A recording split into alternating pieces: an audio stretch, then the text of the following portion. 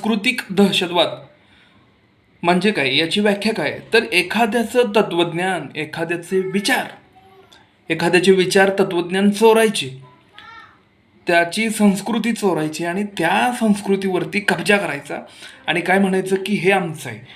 कोणाचं सुद्धा, प्रत्येकाचे विचार घ्यायचे, तत्त्वज्ञान घ्यायचे, स्वतःच्या जातीवरती आणि स्वतःच्या वर्णावरती खपवायचे, हा आमचा आहे म्हणून. आमच्या ग्रंथामध्ये असं लिहिलं होतं.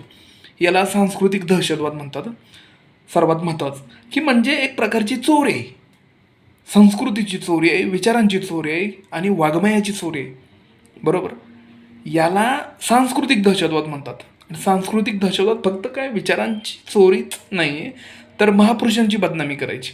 तर कधी काय करायचं की छत्रपती शिवाजी महाराज असतील, जिजामाता असेल किंवा छत्रपती संभाजी महाराज असतील, तर यांच्याबद्दल काही स्टेटमेंट द्यायचेत आणि त्यांचे जे चारित्र्य आहे त्यांच्या चारित्र्यावरती सुद्धा काहीसुद्धा बोलायचं.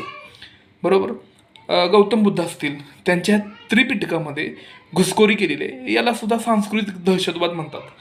नवनाथ जे आहेत त्या नवनाथांच्या जन्माबद्दल चुकीचं असं काही लिहिलेलं आहे, अश्लील लिहिलेलं आहे, तर हे सुद्धा एक सांस्कृतिक दहशतवाद आहे. हा खूप मोठा दहशतवाद आहे, याला सांस्कृतिक दहशतवाद म्हणतात. ज्यावेळी जगात कुठं आतंकवाद नव्हता, तर भारतात होता. भारतामध्ये हा आतंकवाद होता, हा सांस्कृतिक आतंकवाद भारतात होता. गौतम बुद्धांच्या नंतर हा अस्तित्वात आला की त्याच्यामध्ये काय करायचं तर चोरी करायची, विचारांची चोरी करायची, याला सांस्कृतिक दहशतवाद म्हणतात. आणि स्वतःच्या नावाने खपवायचं.